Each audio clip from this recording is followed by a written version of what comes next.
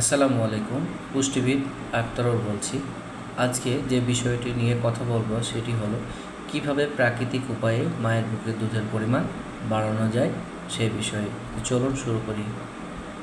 নিম্নোক্ত উপায়ে একজন মায়ের বুকের দুধের পরিমাণ প্রাকৃতিকভাবে বাড়ানো যায়। তো চলুন দেখে নিই।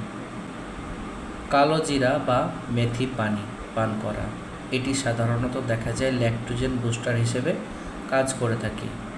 একজন দুগ্ধদানকারী মা যদি কালোজিরা বা এই যে মেথি পানি রয়েছে সেটি যদি পান করে, তবে সেক্ষেত্রে তার যে বুকের দুধ যে তৈরির প্রক্রিয়া সেটি ত্বরান্বিত হবে।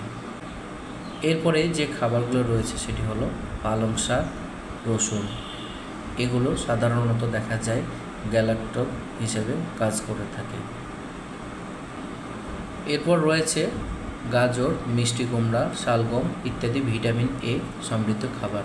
এগুলো মায়ের বুকের দুধের পরিমাণ বাড়াতে অনেকটা সহায়তা করে থাকে। পাশাপাশি মাকে অবশ্যই মানসিকভাবে প্রশান্ত থাকতে হবে এবং পর্যাপ্ত পরিমাণে পানি পান করতে হবে।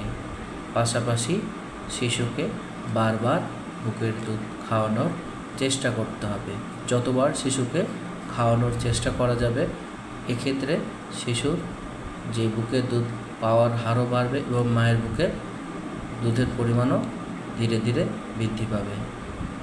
সকলের সুস্বাস্থ্য ও মঙ্গল কামনা করছি। আসসালামু আলাইকুম।